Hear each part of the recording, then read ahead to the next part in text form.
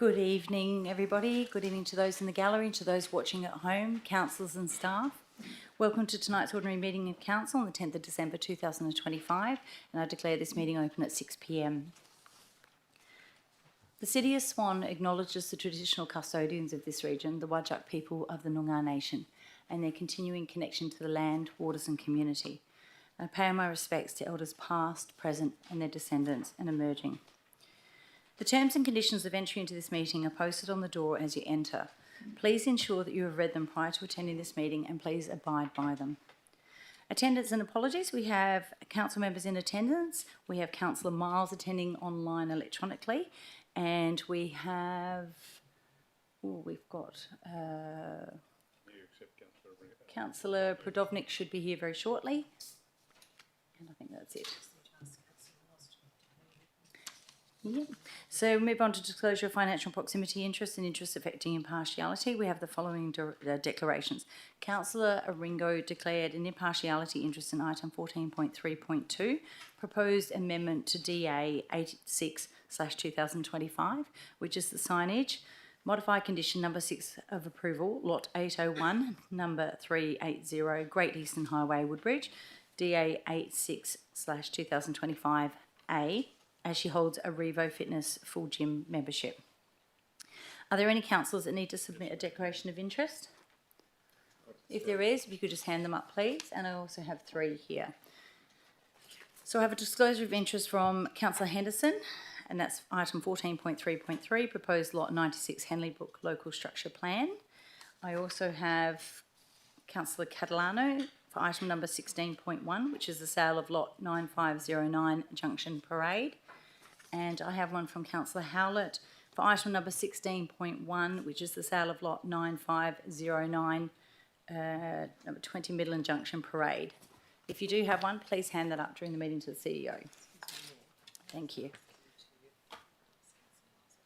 I can. And may I please ask Councillor Miles if he can declare that he is in a confidential room? Yes? I can confirm that, yep. Thank you. Councillors, move to part 5, which is public question time. Questions and answers recorded in the minutes of the meeting may be summarised in accordance with the Local Government Administration Regulations of 1996. Questions and answers recorded in the minutes of the meeting may be, may be summarised in accordance with the local government.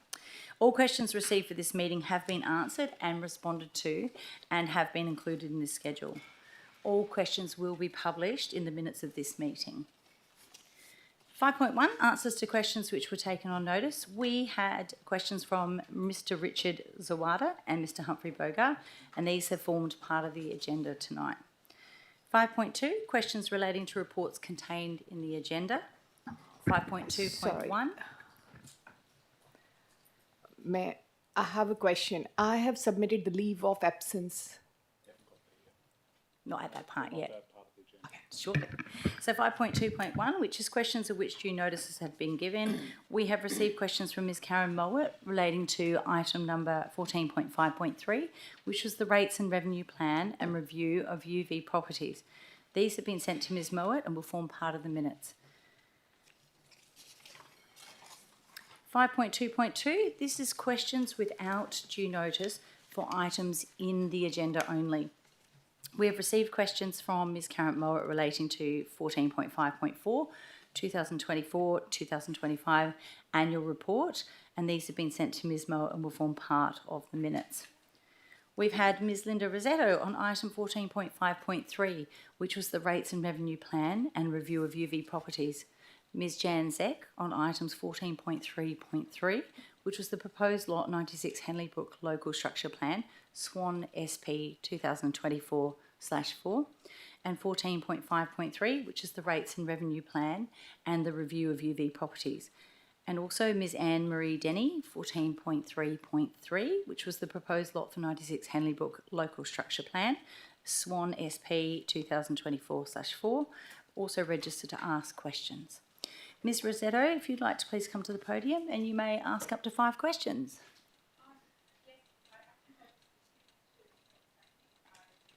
So you don't want to ask any questions tonight? That's okay. Thanks for letting us know. That's all right. No, it's all good. Miss Anne Marie Denny, if you'd like to come up. My apologies, sorry, Ms. Zek, if you'd like to come to the podium, you are able to ask 5 questions. Hang on a second. It was Ms. Zek, sorry. Sorry. Just skipped one.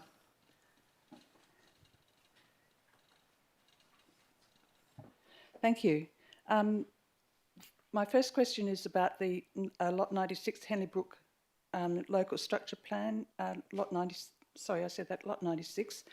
What was entailed in the 2023 land swap and sale agreement between the state government and Ellenbrook Management referred to in the LSP documents, and what were the conditions of sale? Mr. Russell. I have to take that on notice, and it may not be that we can answer that if it's about a commercial and confidence arrangement between the state and another party. So it may be, but we can't provide an answer that period. Okay, thank you. Do you have a second question? Yes, about the rates and revenue. Is it not the case that the requirement for a rate system review, as described in the local government operational guidelines, which go to lengths to describe and reiterate this point, is instigated by changes to land use, such as subdivision, building of more houses within an area, and changes to planning schemes which alter the predominant land use for an area? They do not address changing the method of valuation in situations where the predominant land use has not changed. Mr. Travascus, if you might be able to assist. Through the Chair. So yes, the operational guidelines provide, advice and guidelines to local governments on how to manage a change in valuation process. So that includes having systems in place to detect where there may be land use changes that have happened. It's also appropriate to use those guidelines where the city is made aware that the current rating method doesn't align with the predominant use of land. Okay. Did you have a third question? Okay, thanks, Ms. Eck. Thank you for coming in tonight. I'll drop back to Miss Anne Marie Denny on 14.3.3, which was the proposed Lot 96 Henley Brook Local Structure Plan, and you have 5 questions. Okay, question 1. Why didn't the staff report include significant information that was included in the LSP documents, such as native vegetation retention area associated with the Morley-Ellenbrook train line and protected by the Environmental Protection and Biodiversity Conservation Act 1999, that there are 142 mature trees within the site which are all black cockatoo habitat. Only 16 trees are proposed to be retained. The substantial black cockatoo habitat, around 19,200 trees, have already been cleared in the Henley Brook precinct east of Starflower Road. That the current status is endangered for Carnaby's and Bordens and vulnerable... Okay, I'm just going to ask staff to answer that first question if I can. So this is question time, so can't make This is all statements. question 1 Okay. with multiple parts. Can we answer a part as we go along? Okay. I'll ask Mr. van der Linde or Mr. Russell if they're able to respond to that first part. Thank you, Madam Mayor. Look, what the staff endeavour to do in these reports is to get the balance between sufficient information and succinctness. A lot of the details, as Council would be aware, a lot of the details of the structure plan proposals are in the technical documents. So the information is there. What we've indicated in relation to matters of clearing, tree retention, Carnaby cockatoos or habitats for protected species, we've addressed by simply saying, and we're not intended to be short in the matter, but simply saying that ultimately matters of clearing of declared or rare flora and habitats for protected fauna that are covered by the EPBC Act, we simply summarise it by saying that those are matters that exist under Commonwealth legislation that a proponent is obliged to obtain the approvals of, and those issues are handled through that process, and that's effectively what the report summarises. Okay, thank you. Did you have the second part? Okay, so as also part of this that wasn't included, that the current status is in danger for Carnaby's and Bordens and the vulnerable for forest red-tailed black cockatoos. It also wasn't noted that black cockatoos are presenting to Perth Zoo and wildlife rescue facilities in emaciated and starving conditions in the last year, and this is not changed currently. Also, that the 150,000 hectare pine plantation that the Carnaby's black cockatoos have adapted to for foraging, allowing the clearing of the original Banksia woodlands, has been almost totally cleared, with only 1,800 hectares of foraging habitat remaining.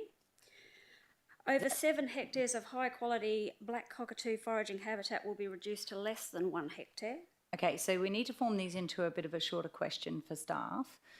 Can you summarise that for me?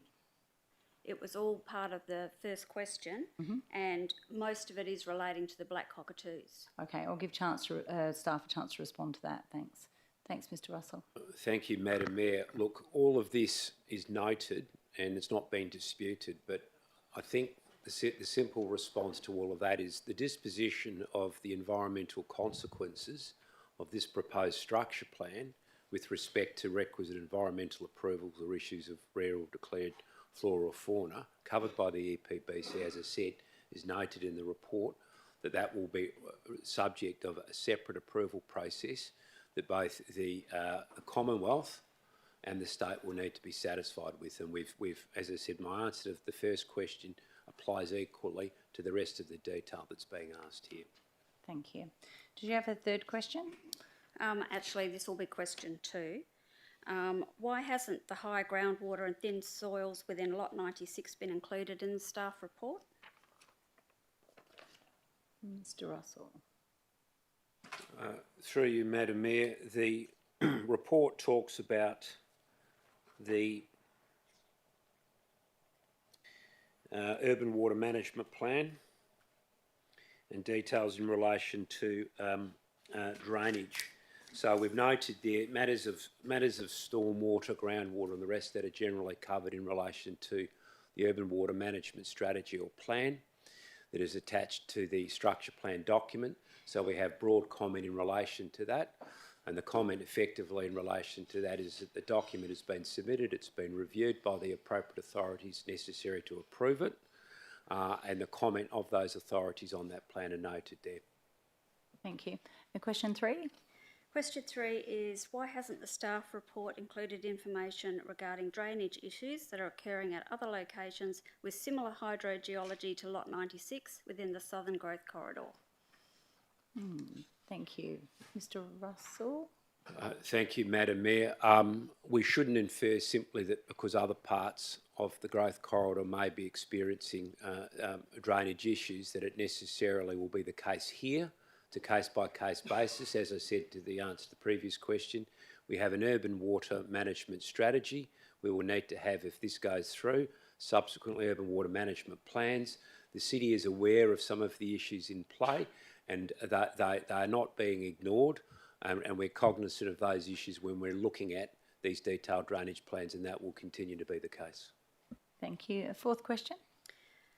Why doesn't the report include Commonwealth, state and city planning instruments under strategic and statutory implications, as all of these have implications for planning decisions relevant to Lot 96, such as the Environmental Protection and Biodiversity Conservation Act 1999, the Environmental Protection Act 1986, the EPA Environmental Guidance for Planning and Development and Guidance Statement number 33, the North East Sub-Regional Planning Framework, the State Planning Policy 2.0 Environment and Natural Resources Policy, SPP 2.8 Bushland Policy for the Perth Metropolitan Region, SPP 2.9 Water Resources, the draft SPP 2.9 Planning for Water, the draft Perth and Peel Urban Greening Strategy, the City of Swan Strategic Community Plan, the City of Swan Local Planning Strategy, the City of Swan Local Biodiversity Strategy, the City of Swan Urban Forest Plan, the City of Swan Sustainable Environmental Strategy,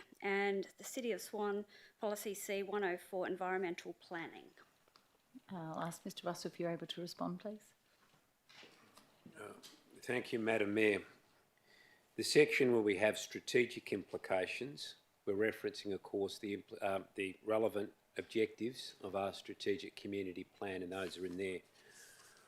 The simple answer, Madam Mayor, to the question, I suppose, is in a very broad regulatory framework, such as the West Australian planning system and its interrelationship with the environmental planning system, there are numerous, multiple, even more than that has just been read out here, policies or instruments that have some intersection with the issues in this report.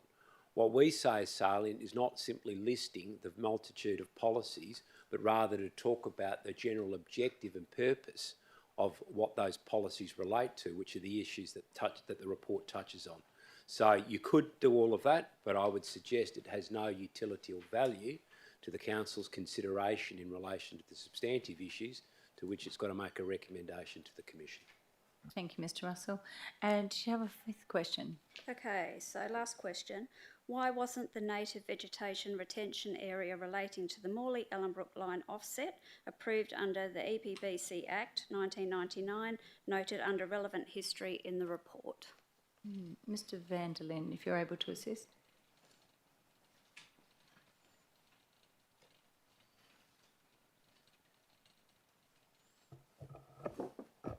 Madam Mayor, that area specifically falls outside of the structure plan area, so it's not relevant to the structure plan itself. Although it's got an impact on the broader environment, but was dealt with as part of the Morley-Ellenbrook train line development itself.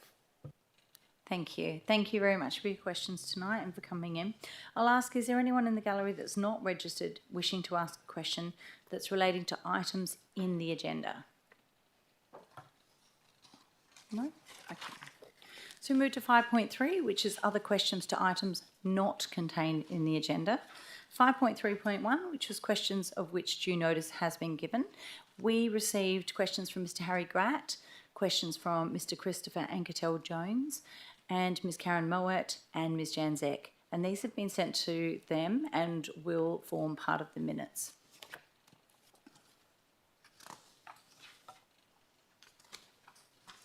We move to 5.3.2, which is questions without due notice. We've had Ms Janzek register to ask questions relating to Bravham Stage 2 construction and kangaroo management and flooding at Henley Brook Primary School. Ms Eck, if you'd like to come to the podium, and you may ask up to 5 questions. Sorry? Ooh, do we have a move? That was Mr Gratt earlier, but no.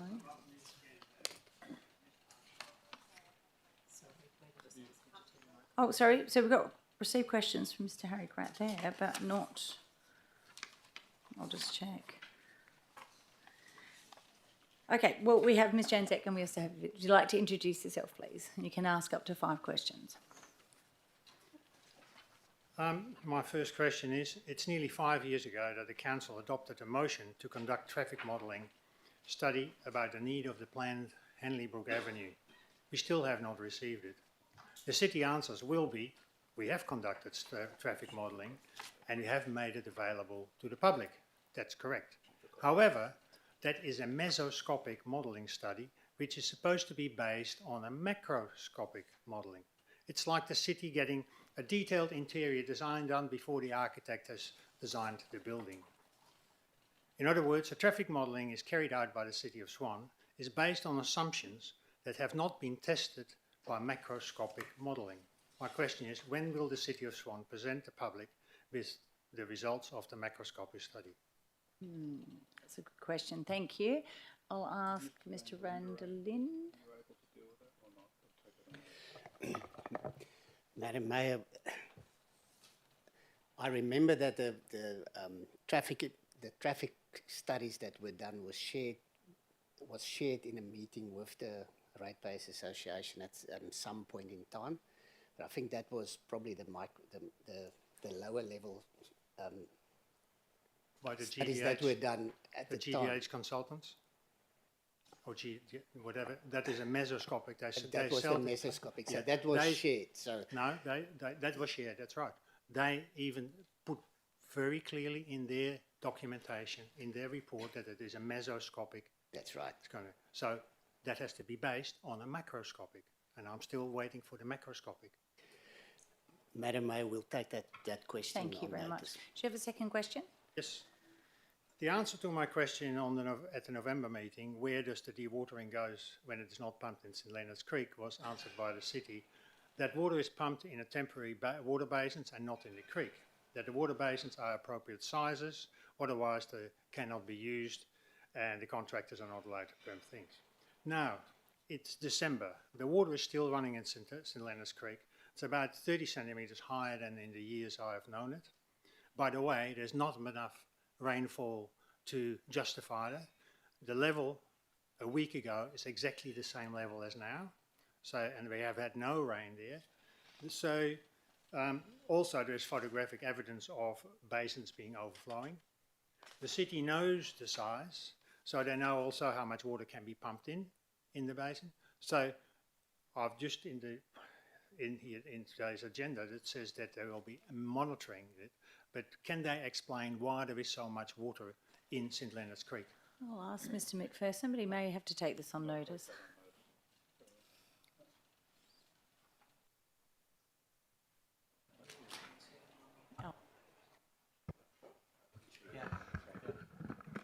Turn yours off. Thank you. Through Madam Chair, yes, I will have to take that one on notice. I am aware of a number of locations in the city that do have flooding issues, and I'm beginning to familiarise myself with those and the city's approach. Thank you. Did you have a third question? Yes. Following on from last month's question, which was a follow-up of questions at various previous council meetings, the city tells us that trees are not an asset. True, in a standard accounting practice way. But trees are definitely an asset for the human well-being. We are told that there are too many trees in the city, so therefore we cannot have a register. The city of Stirling has at least 100,000 trees on their register, so the city of Swan could set a number, that number as a sort of a starting target to set up a street register. My question is, why is there in the city of Swan so much resistance to set up a tree register? Mr McPherson, if you're able. Oh, thank you, Mr CEO. Thank you, and thank you for the question, Ms. Bogart, and I note your ongoing interest in this. So geographically, the spatial size of the city of Swan is 5 times larger than the city of Stirling. Again, it's just physically not possible or reasonable use of resources to try and do that. Okay. Did you have a third question? Yes, I have a fourth question. At the August council meeting, we learned that the City of Swan does not have a street tree planting policy, only guidelines. Those guidelines do not work well when we observe the concrete jungles that have currently been built. The overall tree canopy in the city is decreasing, and while it should be increasing. Why does the City of Swan does not have a street tree planting policy? Okay, I might ask through the CEO. Thank you. Look, we'll take that a notice in response to you, Mr. Bogart. And a fifth question? Yeah. At the March council meeting, a motion by Councillor Catalano was adopted regarding Henley Brook Avenue. Part 1 reads, request the CEO to undertake an independent comprehensive environmental assessment of the whole alignment of the Henley Brook Avenue south of Asturian Drive to Reed Highway. In the minutes, there is a comment by an officer. It should be noted that the northern section of Henley Brook Avenue to Park Street may be substantially constructed by the time further assessment has been completed. Construction has indeed been on the way because the city has ignored the motion, namely the environmental survey covering an Asturian Drive southward to Park Street. Any further work needs to stop immediately because the environmental survey are a prerequisite. My question is, why is staff allowed to override a council motion without an amendment by council to that motion? Thank you. I'll ask Mr CEO if you could respond. Thank you, and council aren't overriding council's motion. Council are implementing the decisions associated with the construction program of that particular road. The city has attempted to progress, as you're aware, or you may be aware, attempted to progress the study in concert with the local representatives, where the terms of reference of that study had to be agreed. Staff have briefed me on a number of occasions on this and the attempt to try and get the terms of reference finalised. However, we'll provide you a further written response as to where that situation's at. Thank you very much. And I'll ask Ms Janzek if she'd like to come to the podium too. Thank you, Ms Zek, and you have up to 5 questions also. I've only got 3. I had 5 Okay. in total, so you're lucky tonight. The first question in this set is about the fauna management plan and kangaroo management for Brabham Stage 2, which is now proceeding in the north-eastern section.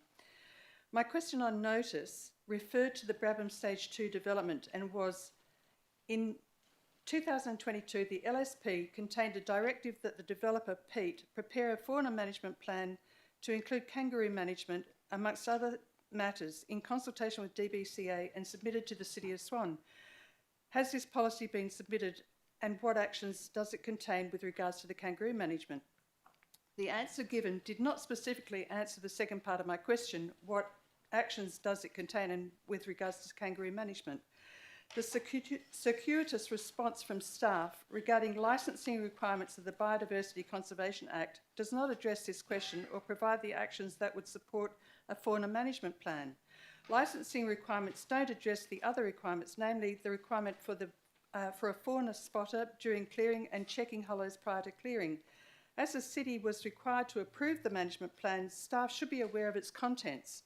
I would like to know what the management plan encompasses and what actions it contains, or is this a secret? Thank you, Ms. Eyre. I'll ask Mr. Penderlin if he's able to respond, please. Madam Mayor, the fauna management plan referred to the licensing, the license application that was done by Pete previously. So it refers to matters that were approved prior to this application by the DBCA. Now, under this plan, the following fauna management actions will be undertaken prior to, during, and after the works. And I'll just go through the dot points to give you more detail. Installation of exclusion fencing as per the kangaroo management plan. Installation of temporary construction fencing along successive staging boundaries prior to clearing an inspection of tree for hollows and signs to use and vegetation to determine trapping requirements, and inspection of water bodies for turtles. Fauna trapping when identified as appropriate by fauna specialists. A suitable qualified fauna spotter will be present to direct and manage the clearance works where fauna habitat is present.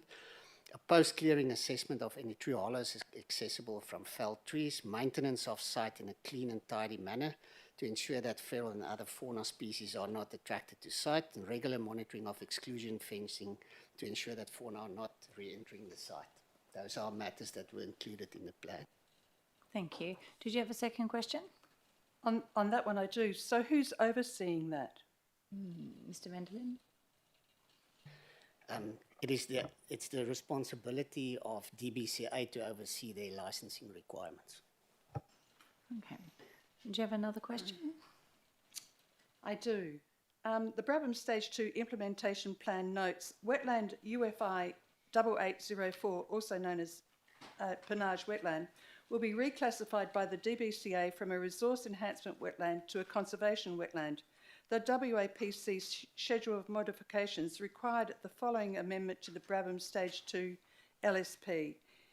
Include wording to indicate that a request will be lodged with the Department of Biodiversity, Conservation and Attractions for them to proceed with the formal reclassification of Wetland 104, which is the same wetland, from a resource enhancement wetland to a conservation category wetland. As the City of Swan is the managing authority for the northern section that has already been transferred from the developer, can you tell me what action has been taken to initiate the reclassification of this wetland? Mr. Penderlin? Madam Mayor, I just want to clarify the action taken to reclassify the wetland will be action that has to be taken by the developer, but I will have to take on notice to give you an answer on what they've done and what the outcome of that has been. Okay. Thank you very much. Sorry, I didn't hear any of that. Oh, okay. Sorry. The reclassification of the actions to reclassify the wetland will be actions that will have to be taken by the developer. I'm not aware of the exact actions they have taken or what the outcome was, so therefore I'll take the question on notice. We'll get the information and give a proper answer in the minutes of the meeting. Madam Mayor, half of the wetland has already been handed over to the City of Swan, as I understand it. So it's not the developer who would be doing that. The developer has now finished. I'll just confirm that with Mr van der Linde. Madam Mayor, if I'm correct, the question was what actions has been taken to reclassify the wetland? The reclassification of the wetland is a process that would have been done before works has commenced on it. So therefore, I will have to take it on notice to see exactly what actions and when those actions were taken and what the outcome was. The outcome of it may have been that it's all done and that it's now being constructed, but I don't have those details to be able to give you the answer now. No. Did they you have haven't a been fifth done. question? I do. This one regards the Henley Brook Primary School and Whiteman Edge. Unplanned flooding of an area of public open space to the north, west and south of Henley Brook Primary School Oval has caused an extensive area to be fenced off from public access. Flooding is highly likely to be associated with high groundwater and thin soils existing from the riverine floodplains associated with the Swan River, on which the southern growth corridor is located, and unlikely to retreat until well into the new year. There is also what appears to be an extensive area of retained storm or groundwater within Whiteman Edge, where the water level is so high it is not only evident in the swale along Mayfield Drive, Brabham, but it is also spilling out from the roadside drain, flooding the street and covering the footpath. The situation has been occurring for some time as there is extensive algal development within the swale, the drains and across the footpath. Better urban water management requires detained immobile stormwater to be fully infiltrated within 96 hours from November till May to reduce health risks from mosquitoes. It is now December the 10th, 36 days in breach of this requirement, and the area around the Oval is still underwater and water is still spilling onto Mayfield Drive. As the City of Swan is now solely responsible for the situation, what action will the City take to alleviate the current problem, stop it from happening again in following years, ensure the same problem doesn't occur in other areas with the same hydrology, that is, all of the Swan Urban Growth Corridor, recoup costs incurred in managing and resolving the problem so it doesn't continue to happen, and if exclusion fencing is to be a permanent fixture for the school oval because the problem can't be resolved, will the City be responsible for identifying and providing an alternative area of public open space to compensate for the area unavailable for public use in public open space number 10? I'll ask Mr McPherson if he could please respond. Through you, Madam Chair, I think that was a comprehensive question. I'd like to do it with the courtesy of a comprehensive response, so I'll take that on notice. Thank you. Thank you. Thank you very much for your questions tonight, Ms Zek. I'll ask, is there... Yes, so that has exceeded our time for questions tonight. We'll just move to part 6, which now is public statement time. Registration for public statement time at council meetings was required by 10 a.m. this morning on Wednesday the 10th of December 2025. Public statements are for general matters of the city and not for items on the agenda, and we have not had any requests for public statements at this point. Petitions, part 7, we have... You did make a registration?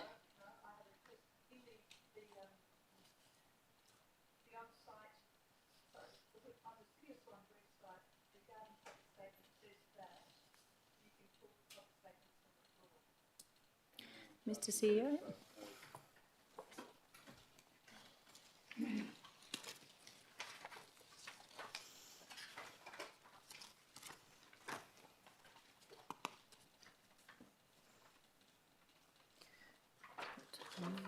Page 13, if councillors would like to follow along.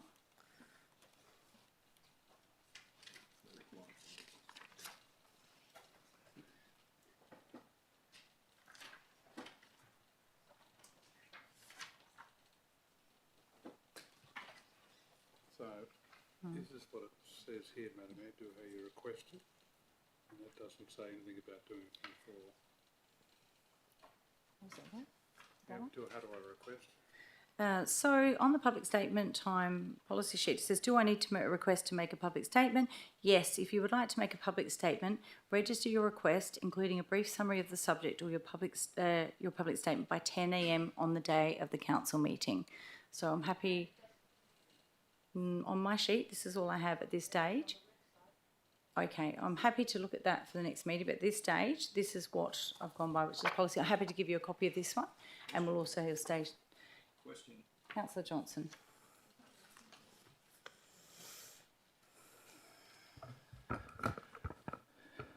Question, Madam Mayor. I just looked at the section 4.3 public statement time. This is the law. It does not require any notice at all. So Ms. Zeck has a right to make a public statement by law. And that's supported by the Local Government Act as well. CEO. Thank you, and without wishing to restate, this is a local law. However, the procedures that are determining it are determined in accordance with 4.34A by the presiding member. And the presiding member, having referred to what is published in the city's guidance, has provided that determination. So I guess the question is, you're saying that a guideline or something that you've got written there overrides the meeting procedure local law? Mr. CEO. Through the chair, that's not what I said at all, Councillor Johnson. I made it quite clear that meeting procedures that relevant section at 4, subsection A, says the determination by the presiding member. Having the presiding member having read out what the city publishes as public statement time, has said that's what she is applying, and that is the presiding member who is the chair of the meeting's determination. So in other words, Ms. Zeck can make a public statement. No. Thank you. At this point, thank you, Councillor Johnson. I've moved to part 7, which is petitions. Thank you.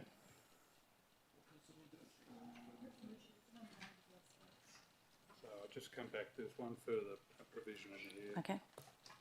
And that's picking up this sub-clause here, which does provide some delegation to you, if you wish to hear it. So we have what happens at the council meeting on page 1, and under the second paragraph, it has any person who did not register may be provided an opportunity after those that had registered have been heard, time permitting. We are running on a very tight schedule, as the CEO said. We were already at maximum though. Yes, we're already at maximum at our questioning time. I will allow that tonight, Ms. Zeck, for 2 minutes. But as you are a regular user of the chamber, this is a procedure we'd like to follow so that we can account for our time in our meetings. So thank you. In October, I spoke about failure to understand the plan for local conditions, particularly drainage, being fundamental mistakes. I talked about adverse outcomes being potentially monumental and the city's need to recognise and take steps to mitigate these before developments commence. Adverse outcomes are now becoming commonplace and the city is solely responsible for the consequences. Flooding around the Oval at the Henley-Brook Primary School has not gone away and is likely to remain well into the new year. If, as it appears, this is the result of high groundwater, it will be an ongoing problem occurring every year with successive events producing higher flood levels that hang around for longer. I was asked by Anthony Spagnola, what is the solution?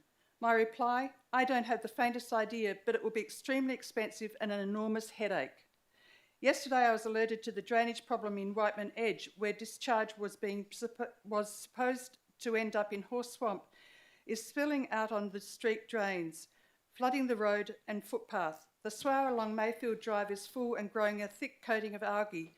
Algal slime is floating in the street drain and covering the footpath. These are not the only drainage failures. The resource enhancement wetland at Water Valley Boulevard Park on Walcott Avenue is continuously inundated, and rather than improving the wetland, trees and vegetation are dead or drowning. The poorly delivered drainage network in Dayton LSP4 still hasn't infiltrated effluent from the area, and on this year's performance it will fail again next winter with dire consequences. The list of disasters is mounting. If the city keeps accepting the status quo, it will be bankrupted by the scale of the problems. Only the state government has the capacity and ability to turn this situation around. It is the city's responsibility to ensure the state takes ownership. Thank you. Thanks, Ms. Eck, for that public statement time. Part 7 is petitions. We've had no petitions presented that need tabling at this meeting tonight. Part 8 is deputations. All deputations for items on the agenda were heard at the Agenda Forum held on the 3rd of December 2025. Now, part 9 is announcements by the presiding member. I have one great announcement tonight. This is the National Growth Areas Alliance Awards. The City of Swan was honoured to receive a highly commended at the recent National Growth Areas Alliance. This is a lovely areas. Here we go. I might see if you can hold that one. Thank you, Mr. CEO.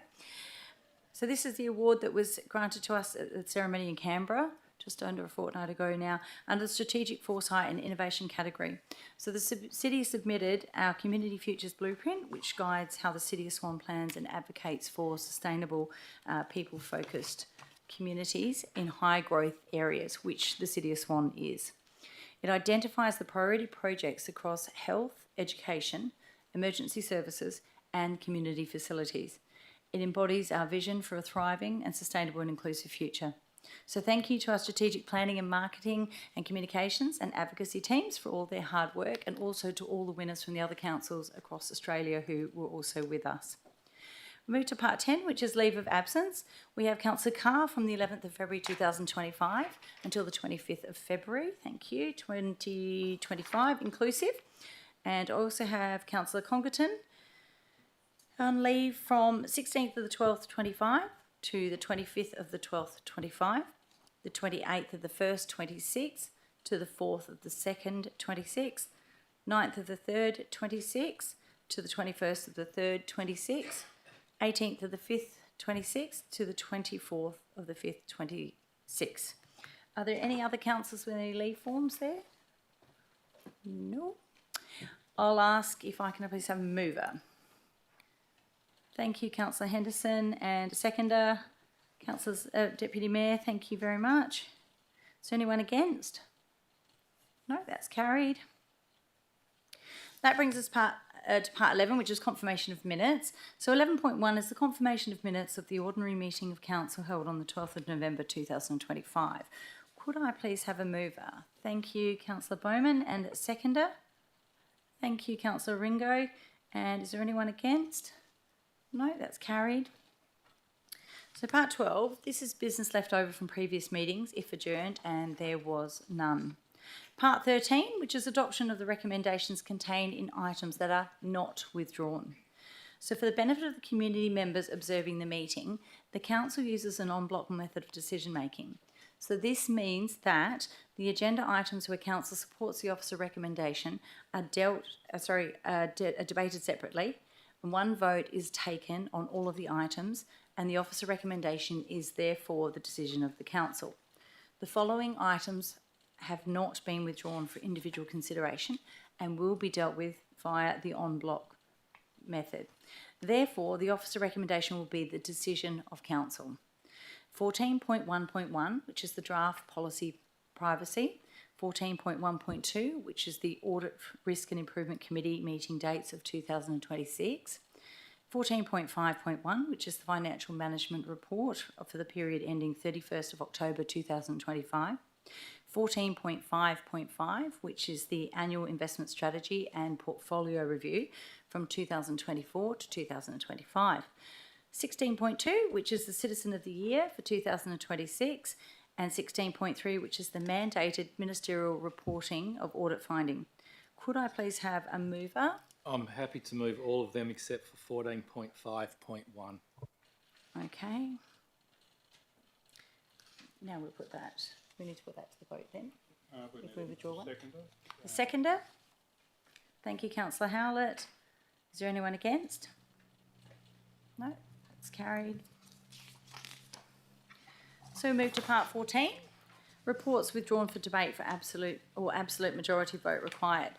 The following reports have been withdrawn for debate or have an absolute majority vote in accordance with the Meeting Procedures Local Law 2023 and will be dealt with by council individually. So 14.2.1, which was the MRS Amendment 1445, lots 52 and 600, Chateau Place, Averley, on page 19. Proposed motion by Councillor Bowman. If you'd like to please read out your motion. Thank you, Madam Mayor. Madam Mayor, I move that Council resolves to 1. Advise the Western Australian Planning Commission that in relation to MRS Amendment 1445, Lot 52 and 800 Chateau Place, Averley, A, rezoning from rural to urban is consistent with the Perth and Peel at 3.5 million spatial plan and North East sub-regional planning framework and represents a logical rounding off of the urban zone with Millhouse Road and Shadow Place as boundaries. Protection of vegetation on the site within the public open space will require detailed consideration in conjunction with adjacent land at structure planning stage, including on-site confirmation. No definite consideration has been given to the concept plan provided by the proponent. C, upgrading of Millhouse Road and Shadow Place to be appropriate residential standards will be required as a requirement of urban development of the subject and the adjacent land. D, note that the adjacent lands, lot 71 and 72, have not yet been included as in an appropriate urban zone under Local Planning Scheme 17. The need for vegetation protection for potential black cockatoo habitat and other identified environment values is to be addressed in a single future local planning scheme amendment for both land areas. Gee, I really need a break. Concurrent amendment of Local Planning Scheme number 17 is therefore not supported. The future land planning scheme 17 amendment referred to in D above, and the structure plan should restrict access to the site so that no access of Shadow Place will be allowed to lot 52 and lot 800 Shadow Place, Aveley. You're right. And Do you need a drink? I'll keep going. The City of Swan Council recommends the future structure plan for the area to include an appropriate vegetated setback for buildings from Chateau Place to ensure a visual separation transition between the urban and rural areas to be created. And the reason for the change in the officer's recommendation, access to subject site from Shadow Place will be too close to the intersection with Millhouse Road, and a transitional interface between the urban and rural areas is important to maintain the rural character of the Vines at its main entrance. Thank you, Councillor Bowman. I'll ask, do I have a seconder? Thank you, Councillor Henderson. Is anyone against? Do you wish to debate it? Thank you, Councillor Bowman. Thank you, Madam Mayor. Madam Mayor, I know this area extremely well. I live just around the corner. I walk past it every day. I hold my nose as I walk past it because it stinks.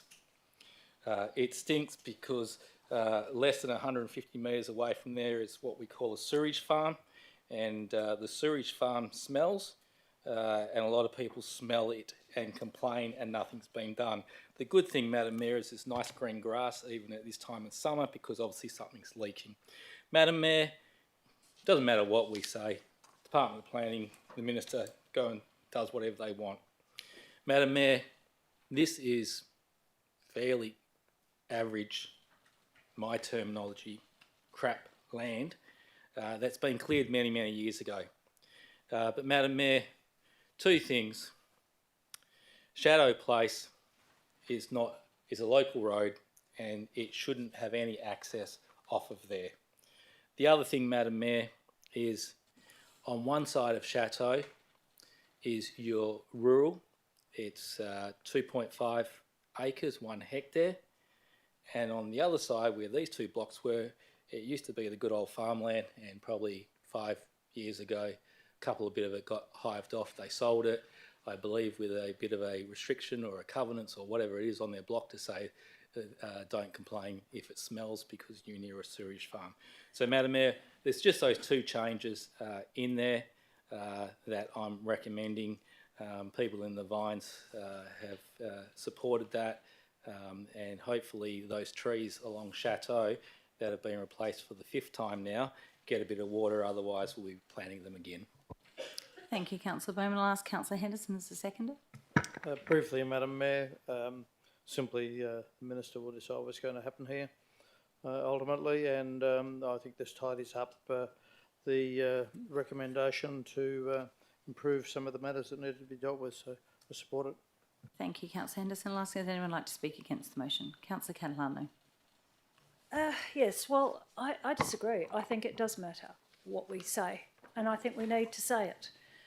And we need to tell the WAPC or the state government, minister, whoever, that the city doesn't support this because it is not consistent with our planning documents. Council should be making decisions in accordance with the City of Swan Strategic Community Plan, and Council should oppose further urbanisation in the area and support the land being retained as a green corridor, providing public open space and a green lung to balance high-density urban in Aveley and Ellenbrook, and spaces for wildlife and people to coexist, and for black cockatoo habitat and forage. That's what the Strategic Community Plan effectively says.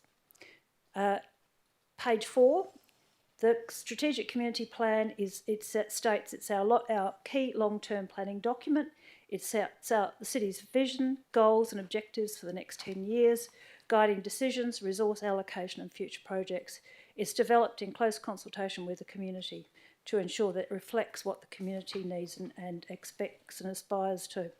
It helps us to plan responsibly and deliver a sustainable, vibrant, thriving community and city. And page 20, it aims to balance development with environmental protection. I went there on the weekend and yeah, it really does stink. But the land, and this is the adjacent land, was being used by wildlife and there are kangaroos in that paddock. There are large marri trees and every one of them should be retained as part of the Green Corridor, which is what the Strategic Community Plan advocates for, and our environmental key indicators. In the recent Murdoch Uni study commissioned by the City of Swan, marri trees were identified as the principal forage trees for all 3 threatened black cockatoo species. We know that marris are not being replanted. Without the retention of large marri trees, food roosting and nesting trees and habitat, black cockatoos are doomed to extinction. The land has a wetland that appeared to form the headland of a tributary of the Ellenbrook, which should be retained and enhanced to protect the water quality downstream. Yet when I was there, I experienced the overwhelming dreadful stench of sewage, which indicates that wastewater issues reported by the public haven't been addressed. And these should be addressed before any further development is approved by us, by anybody. That's like the comment, the number one comment. It's not fit for purpose, and it doesn't. It's not consistent with our planning instruments. Thank you, Councillor Catalano. I'll ask if anyone would like to speak for the motion. Anyone like to speak against the motion? Councillor Bowman, your right of reply. Thank you, Madam Mayor. If we didn't get the message before, the site stinks because of the sewage in the area. Madam Mayor, having gone past there most days, well, no, actually every day, usually a couple of times a day, I can't recall the last time I saw a kangaroo in those 2 blocks. However, Madam Mayor, I do know just north of lot 71, if you look at page 25, that's where we have the tourists and everyone else stopping their cars to take the pictures of the kangaroos, and that area there is not part of this item before us. Madam Mayor, I agree with Councillor Catalano, something has to be done because the community has raised the issue about the stink a number of times. Perhaps, Madam Mayor, when more people start building there, they also may complain and they may get a better service. Madam Mayor, as Councillor Henderson said, we'll get told what to do, so let's actually put a few restrictions in there first, and this is what the community has been saying to me, that are 2 of the biggest things. Thank you, Councillor Bowman. I'll now put that to the vote. Those in favour? So we had myself, Councillor Dean, Councillor Carr, Councillor Ringo, Councillor Bowman, Councillor McCulloch, Councillor Takiro, Councillor Miles up there, sorry, going, Councillor Congerton, Councillor Zanino, Councillor Henderson, Councillor Brodovnik, and those against? Councillor Catalano, Councillor Johnson and Councillor Howlett. The motion is carried. Sorry, I had 12-3. Thank you, councillors. Now we move to item number 14.3.1, and this is the use and development for a restaurant on lot 50, number 217, Copley Road, Upper Swan, which is DA 943-24 on page 49, and the proposed motion by Councillor Henderson. If you'd like to read out your motion, please. Thank you, Madam Mayor.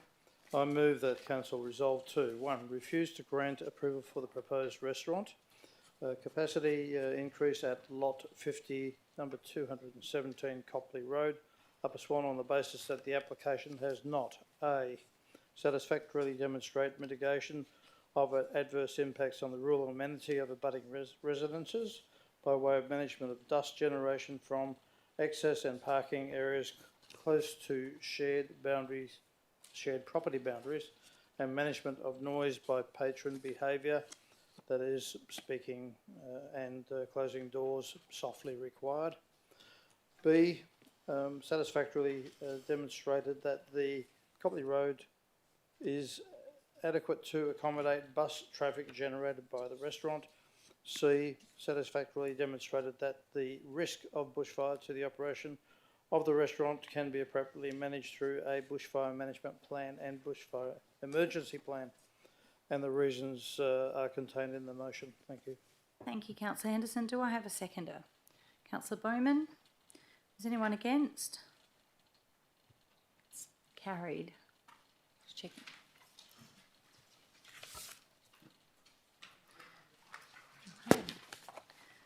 Thank you, councillors. Now we move to item number 14.3.2, and this is the proposed amendment to DA 86 2025 signage. Modify condition number 6 of approval, lot 808, number 380, Great Eastern Highway, Woodbridge, DA 86 2025 A on page 127. Proposed motion by Councillor Howlett. If you'd like to read out your motion, please. Thank you, Madam Mayor. So my motion is that the council resolve to 1, not approve the modification to condition number 6 to read as follows. 6, the LED sign shall only display material pertaining to Revo Fitness and other fitness related brands and products. And 2, advise the applicant, owners and those who made submissions of the resolution to council. The reasons for my motion are that the modification requested does not comply with 1, 3.1 of policy 070 advertising signs within the commercial and industrial zone, which states that advertising signs shall not be approved on land other than on the land where the business being advertised operates from. To deviate from this policy will set a very unwelcome precedent throughout the City of Swan, in particular commercial areas bordering heritage precincts. And 2, point C of 4.2.2 General Commercial Zone states ensure development provides a high level of visual attraction at street level and does not unduly detract from the visual amenities of adjacent residential areas. Thank you, Councillor Howlett. And do I have a seconder? Thank you, Councillor Johnson. Do I have anyone against? It's carried. Thank you.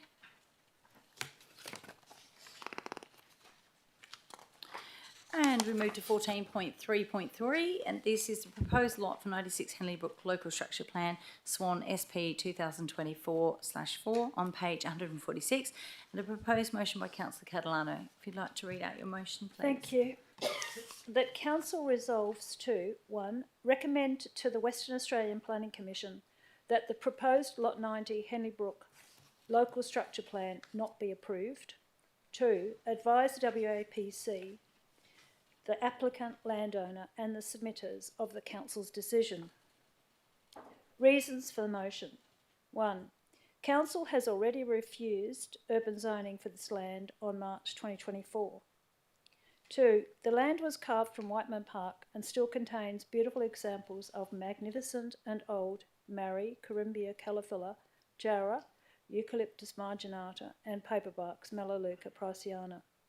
3, the local structure plan is contrary to the City of Swan Strategic Community Plan 2025 to 2035 and local planning strategy, as it proposes A, the complete destruction of up to 100 very old Marri trees, dozens with a diameter of over 1 metre, up to 20 metres high, exacerbating loss of tree canopy, contributing to heat sink suburban development and drying environment, making the area of the urban growth corridor more undesirable and unlivable, contributing to further loss of habitat and forage trees for threatened black cockatoos and therefore to their eventual extinction. B, retention of the least important mature trees in a public open space pit surrounded by 1 metre of infill will ultimately lead to the death of the trees through water inundation, as has already been observed in Caversham, Brabham and other suburbs. C, urban water design in a wetland area, which is indicated by the old paperbark trees, has failed in all I've put in all other areas of the urban growth corridor, leading to flooding and property damage. In the new urban suburbs of the growth corridor, the cost of which will be shifted to the City of Swan ratepayer. There should be no further development in the area reliant on design principles that have failed and are failing until the current issues have been resolved. D. Development of a suburb of almost 250 dwellings stranded in a heat sink between three main roads with limited pedestrian access across Drumpelia and Nangara roads, with noise and light pollution next to a sewage station and sewage odour.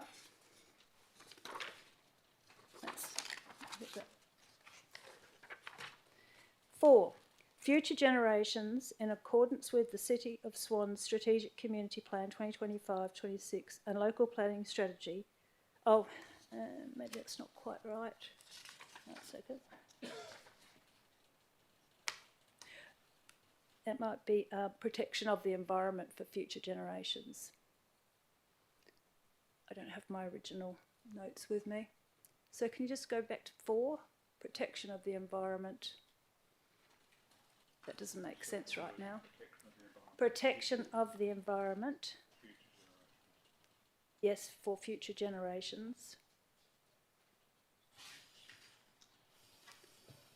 In accordance with the City of Swan Strategic Community Plan 2025 to 2035 and local planning strategy, to balance high-density urban development in the growth corridor and environmental protection, and as a green corridor space for wildlife and people to coexist and for black cockatoos' habitat and forage.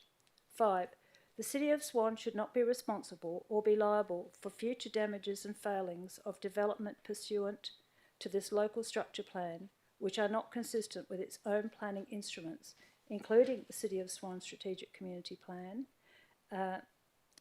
natural environment KRAs for protecting the natural environment, as it will not contribute to a thriving and protected environment, will not preserve our abundant natural reserves, maintain green open spaces or support healthy waterways, is contrary to the Strategic Community Plan goals and objectives.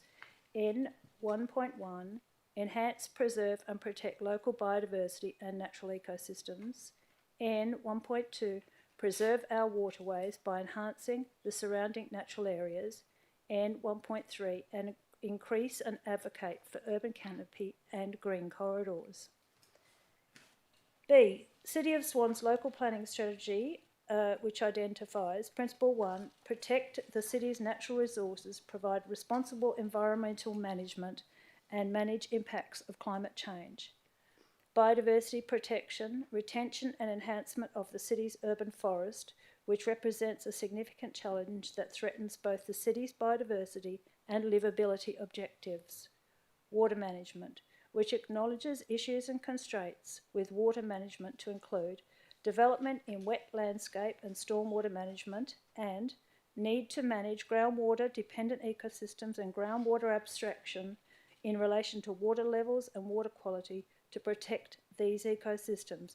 It is also important to investigate and implement innovative solutions that provide fit-for-purpose water supply to ensure our communities are resilient and livable in the future.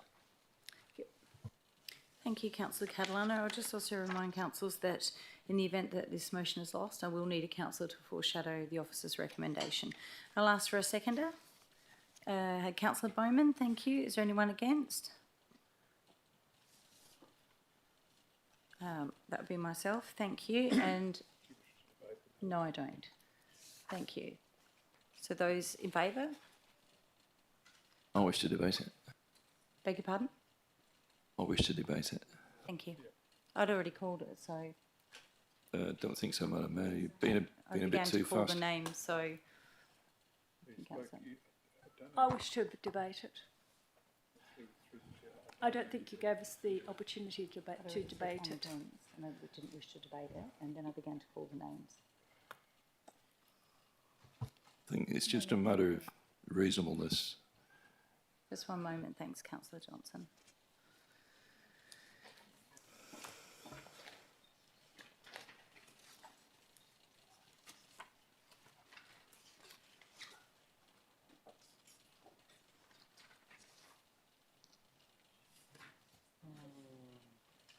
How do you use the words that you would use? I didn't hear you say you'd use the words that you... I said those in favour. Yes, I know, but it doesn't mean you and against. You had said you were against. And then I said those in favour to take the count. Okay, you had called, yeah. Oh, we'll just do it. Councillor Johnson, you'd like to debate it? Yep. Thank you. So what's the first step? She starts. Have you got a seconder? Oh, we had Councillor Bowman. You've Yep. got a second account. Okay, thank you. The City of Swan local planning strategy recognises, and quote, the city contains some of Perth's most important environmental assets and is part of an internationally recognised biodiversity hotspot. And it seeks to, in quote, ensure that the city accommodates growth in a way that does not negatively impact on the environment and responds to the challenges of planning for climate change. Clearing of most of the magnificent Marri, Jarrah and Priceana trees and leaving some of them to drown in public open space pits does not protect the environment and will make the City of Swan hotter and more unlivable.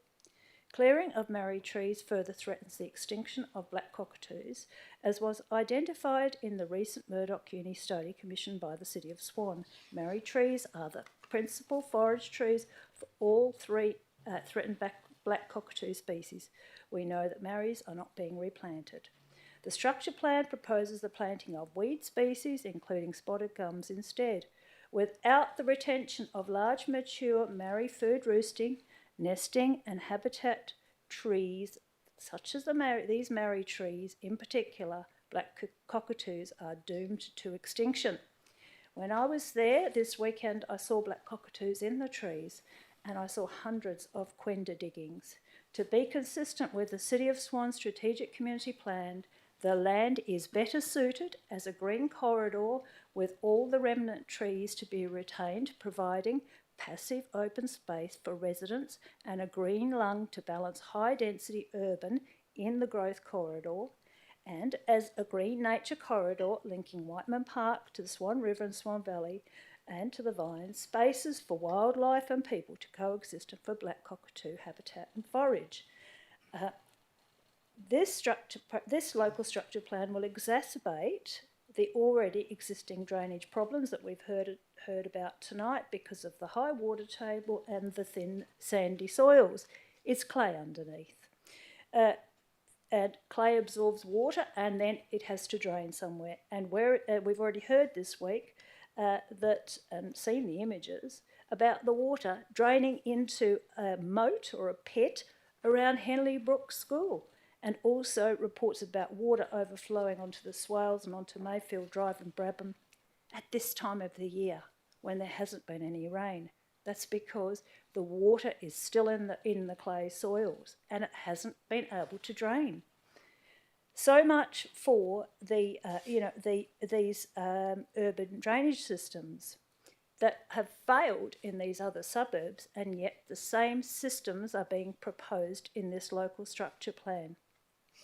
Ratepayers have told us that the damage is being done, and they've also told us that the flooding is not going to go away. Catalano. And it's your 3 minutes. I ask Councillor Bowman as the seconder. I'll reserve. Thank you. I ask, does anyone like to speak against the motion? Anyone like to speak for the motion? Councillor Carr. Thanks, Madam Mayor. I rise to support the motion, recognising the serious drainage and groundwater issues in Brabham, Caversham and Dayton.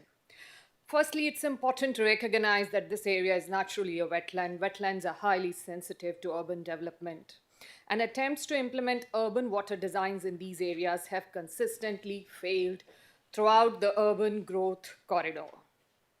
We have already seen in Caversham, Brabham, Dayton and other suburbs that poorly designed drainage systems have caused flooding, property damage and significant costs to ratepayers. Drainage issues do not only happen in winter. Just a day before yesterday, there was a flooding problem on Papago Loop in Brabham during summer.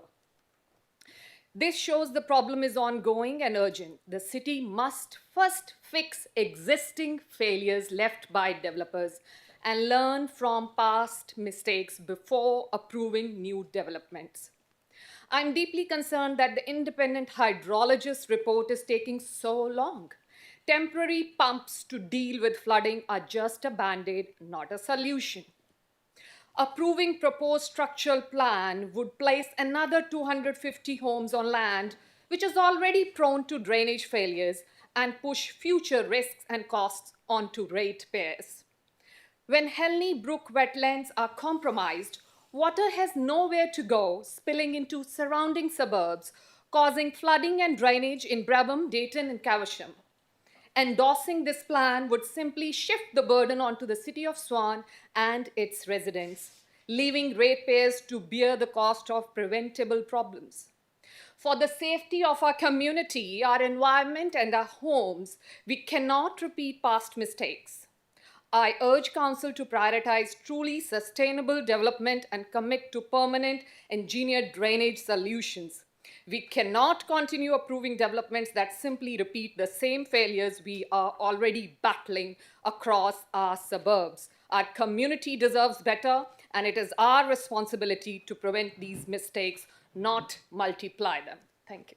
Thank you, Councillor Carlos. Anyone like to speak against the motion? Anyone like to speak for the motion? Councillor Johnson. Yeah, thank you, Madam Mayor. Madam Mayor, when I look at the site plan on page 159, we can see that this is a significant piece of land which deserves preservation. And the other reason I believe Council should support it, and I'm confident they will, is when one reads this alternate motion, one notices the quality of it. And I acknowledge the enormous amount of work that Councillor Catalano has put into writing this. And the purpose of this is to persuade the WAPC. It is persuasive of this council. We know we need to do this to protect our environment. We need to get that message across the WAPC. And we are fortunate to have Councillor Catalano writing such excellent alternate motions. Thank you. Thank you, Councillor Johnson. Does anyone like to speak against the motion? Anyone like to speak for the motion? No? You will write a reply. Yes, thanks. Well, it's just getting back to that about the drainage. I mean, the Melaleuca Presiana's massive on this site. Point of order, Madam Mayor. Just one moment, Councillor Catalano, if you could resume your seat, please. Councillor Bowman, what was your point of order? 7.21A, a breach of any other written law. Which was that? Then I'll go to 8.10 subsection 4. In rebutting only arguments, no one spoke against, so you can't rebut nothing. Thank you, Councillor Bowman. I'll uphold that point of order. Councillor Catalano, if you could resume, please. Thank you. I wasn't rebutting, actually. I was just standing If by you it. could just continue, thank you. So that indicates that there's, it's definitely a wet area and is going Point to... of order, Madam Mayor. Just one moment, Councillor Catalano, if you could resume your seat, please. Councillors. It's 7.21A, which is the breach of written law. You go to 8.10 subsection... Just slow down, Councillor Bowman, sorry, for new councillors. I've said it before. Yeah, just go slowly for them. 8.10 subsection 4. When you're doing your closing, the only thing you can do is rebut any arguments against. You cannot then close and say anything if no one's actually spoken against it. Thank you, Councillor Bowman. You don't have a second bite of the cherry to say what you had. Councillor Catalano, if you could just finish your conclusion, Then I'd please. like to have it explained to me how I've got a right of reply. Councillor Catalano. So I've got a right of reply. Councillor Catalano, I'm over here. Sorry, thank you. Councillors. I've got a right of Councillor reply. Catalano, there's been a point of order called. I'll uphold that point of order. Thank you, Councillor Bowman. If you'd like to continue with your right of reply. I'd like you to explain to me how I can have a right of reply if I'm not allowed to actually continue with my argument. Yes, I'd like to respond to that, Mr. CEO. Thank you. And as Councillor Bowman has pointed out, you do have a right of reply, but the right of reply must be contained to information being raised in opposition to your motion. It can't introduce any other point. So you can simply say, in response to Councillor X or Y, this is what they said, and respond to that. You can't just have any other discussion. Okay. Would you like to continue? Well, I don't have a right of reply because there hasn't been anyone that has opposed me. Okay. That is the right of reply. Then you So won't need maybe that's what you should have ruled right from the very beginning, rather than Thank you, making me Councillor asking Catalano. me to stand up and speak Thank you very when much. I didn't if you'd have like that opportunity. To bypass then your right of reply, we'll move to the vote. Thank No, you. I'm not saying that I would like to. I'm saying that you should have said from Thank the you, Councillor beginning. Catalano. You've already reiterated that. We're going to move on. Thank you. And we're going to put it to the vote then. So those in favour? So I have Councillor Catalano, Councillor Dean, Councillor Carr, Councillor Bowman, Councillor McCulloch, Councillor Tikiro, Councillor Congerton, Councillor Zanino, Councillor Henderson, Councillor Podovnik, Councillor Johnson and Councillor Howlett. And those against is myself, Councillor Oringo and Councillor Miles. Motion is carried. Sorry. 12-3, thank you. Okay, councillors, we move on to the next item. Is 14.3.4, which is the draft local planning policy, policy LP 1.19, extractive industries on page 238. It's a proposed motion by Councillor Henderson. And I'll just let you know that in the event Councillor Henderson's motion is lost, I will please need a council member to foreshadow the officer's recommendation. If you'd like to read out your motion, thank you. Thank you, Madam Mayor. Councillors, I'm asking for this to be deferred. So I'll resolve that Council defer item 14.3.4, draft local planning policy, POL LP 1.19, extractive industry. Request city staff to engage directly with landowners, operators of sites subject of current extractive industry planning approvals and licences to ascertain their views on the proposed controls within the draft policy, inclusive of the proposed approval timeframes. And the motion is self-explanatory in point 2. Thank you very much. And I'll ask for a seconder. Councillor Zanino. Is anyone against? Do you wish to debate it? Thank you, Councillor Bowman. Councillor Henderson. Madam Mayor, as councillors will be aware, this is to put the matter out to public consultation. So what happened when this came to council for the agenda forum? I received some discussion on the matter that perhaps it didn't have sufficient input from the people that actually undertake the extractive industries. And so what I'm trying to do here is to have staff engage with them to review the detail that's proposed within the document, the policy, and then when it goes out to public consultation, we'll have an input from both sides. Thank you. Thank you, Councillor Henderson. Councillor Zanino is the seconder. No further. Thank you. Ask, is anyone against? Thank you, Councillor Bowman. Thank you, Madam Mayor. Councillor Henderson, we can't keep everyone happy. And the one email I saw was from one proponent that probably doesn't like a restriction. But Councillor Henderson, this is to go out to advertising to get feedback. Staff have actually already gone out to our residents and ratepayer groups, the people that have to put up with these extractive industries in their backyard, in your ward, councillor. They've gone to the extractive industry proponents and the applicants and actually got feedback from them. Are you recommending we go to everyone that's got an extractive industry? They've also then gone to the department. So councillors, we've gone out, staff, to get that broad brush approach. They've come to us through workshops. They've formulated what looks like a pretty good policy. They're bringing it into the 21st century that some leading local governments have already done, others are dragging their feet, and they want us to go out to advertising to get that feedback. That is the time when the one individual person that doesn't like something can raise it. But I'd also like to listen to our community and our residents and ratepayers group that constantly, especially in places like Upper Swan, ask us time and time again what's going on. So councillors, think about this. Staff have done what they should do. They've gone out, they've listened, they've formulated. And then because of one individual that sent us an email that has a vested interest, Councillor Henderson wants us to stop from going out to everybody to get feedback. And that everybody, Councillor Henderson, can include that one person that's not happy. Why stop that process now? Thank you, Councillor Bowman. I'll ask anyone like to speak for the motion. I'll foreshadow the officer's recommendation. Thank you. Would anyone like to speak for the motion? Anyone like to speak against the motion? No? You're right to reply. And I'll concentrate on the reply.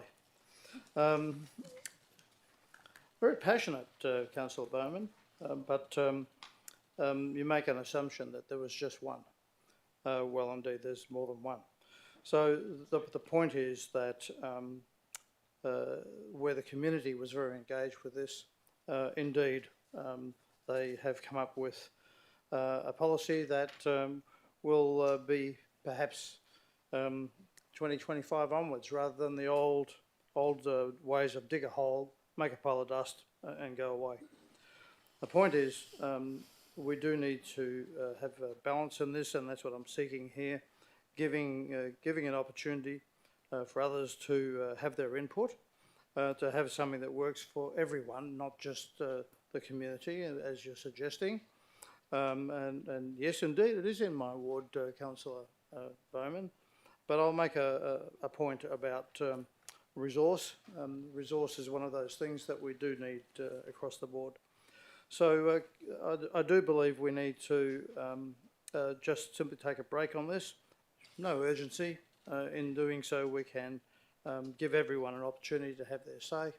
And once that's been done, we can go out to the broader community and see what then comes back. Hopefully it'll all be put to bed before that happens, and everyone will be happy. So if we can defer this, we'll be able to put some other viewpoints into the policy. Thank you. Thank you, Councillor Henderson. I'll now put that to the vote. Those in favour? So I had Councillor Carr, Councillor Zanino, Councillor Henderson, and myself, and Councillor Prodovnik. And those against is Councillor Catalano, Councillor Dean, Councillor Oringo, Councillor Bowman, Councillor McCulloch, Councillor Takiro, Councillor Congerton, Councillor Miles, sorry, Councillor Congerton, and Councillor Johnson, and Councillor Howlett. The motion is carried. Sorry, lost 1, 2, 3, 4, 5, 6, 7, 8, 9, 10, 5. Oh, sorry, 5, 10. We get around the back. Okay, thank you very much, councillors. Now, foreshadow the officer's recommendation, Councillor Bowman. I'll move the officer's recommendation, Madam Mayor. Thank you. Do I have a seconder? Thank Councillor Ringo. Thank you. Is anyone against? That's carried. Okay. Yep. That's carried instead of lost.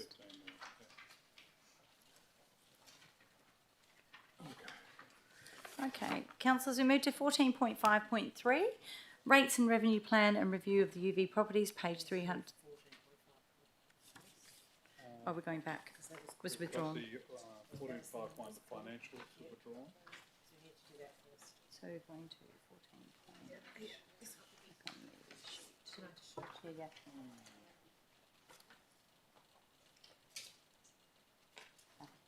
Thank you. My apologies. We're going to go to 14.5.1, which was withdrawn for debate.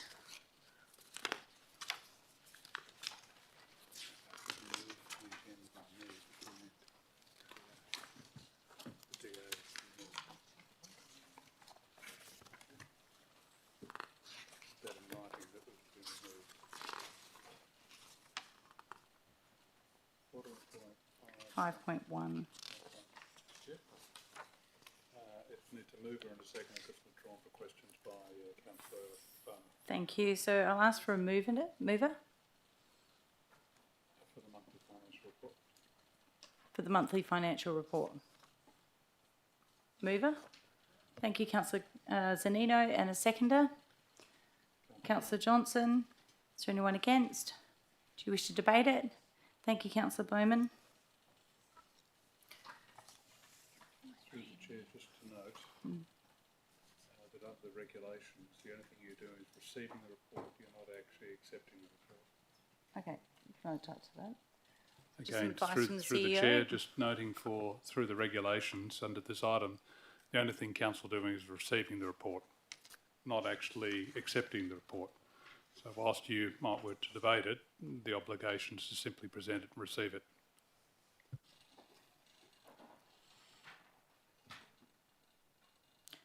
Still on debate. Can it be debated? Through the chair, there's nothing stopping you debating it, but just note at the end of the day, the only technical obligation is to receive the report.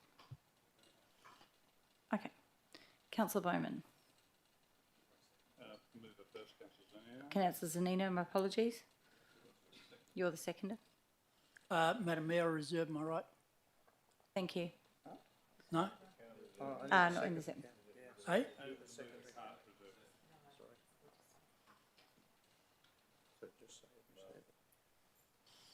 Madam Mayor, councillors, I don't see what the problem is, and I'm very happy to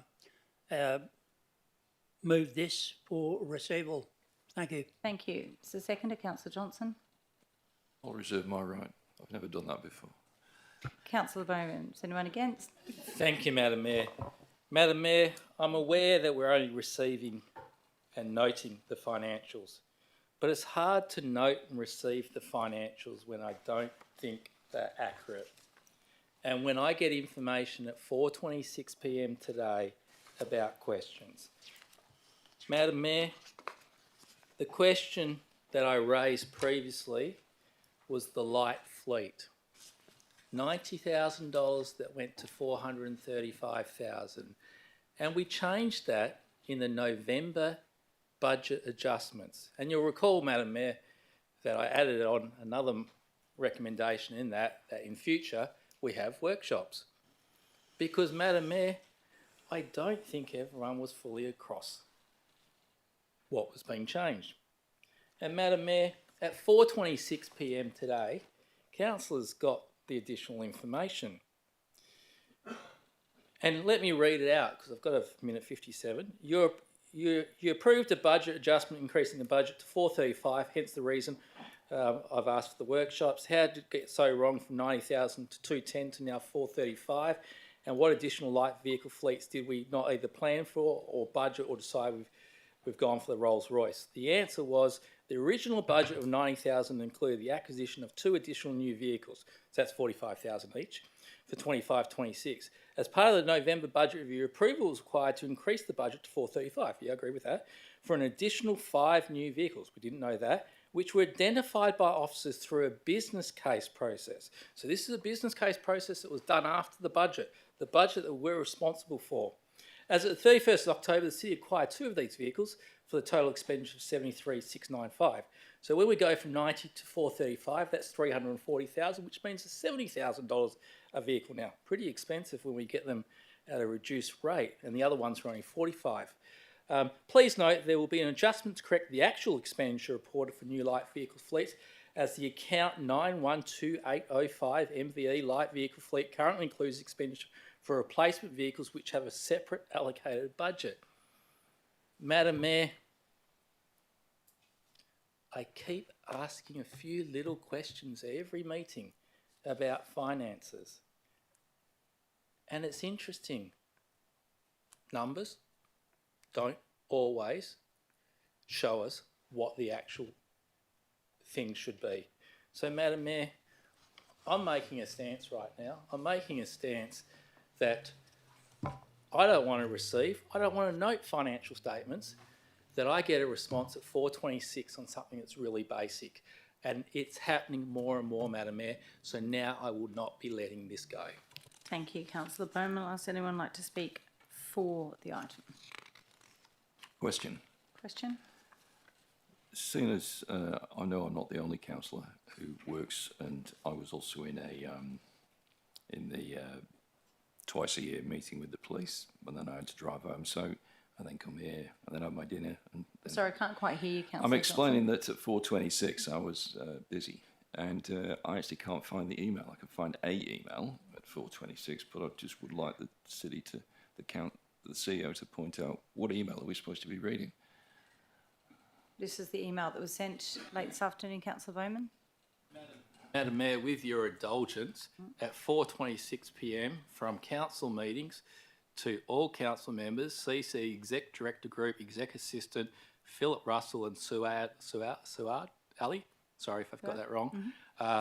It's titled Questions on Notice from Agenda Forum. So just remember, councillors, Agenda Forum was last Wednesday. Good afternoon, Mayor, Deputy Mayor and council members. Please find attached the answers to the questions taken on notice from last week's Agenda Forum. Kind regards from an officer. Thank and then you, we've got the Councillor Bowman. attachment. And that was at 4:26 that I received it. So I assume that Thank everyone you. else received it then. Okay. So I guess we are discussing 14.5.1 Financial Management Report, question 4 and answer 4. Thank you. Yes, thank you. I'll ask anyone like to speak for the item. Anyone like to speak against the item? If there's no one, we'll ask for your right to reply. Thank you.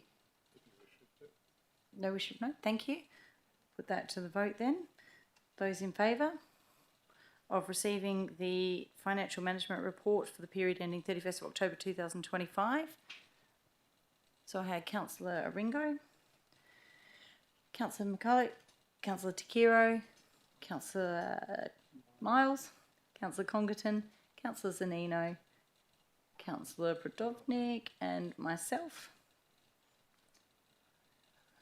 And those against, Councillor Catalano, Councillor Dean, Councillor Carr, Councillor Bowman, Councillor Henderson, Councillor Johnson, Councillor Howlett.